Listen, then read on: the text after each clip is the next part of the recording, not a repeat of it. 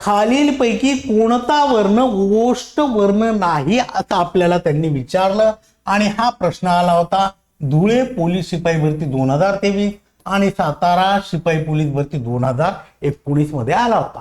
मग आता ओष्ठ वर्ण कशाला म्हणायचं तर ज्या वर्णाचा उच्चार करताना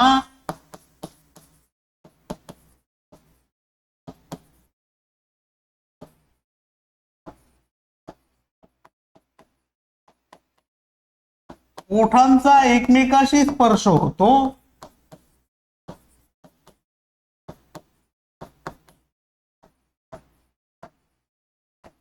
त्या वर्णांना ओष्ठ वर्ण म्हणतात।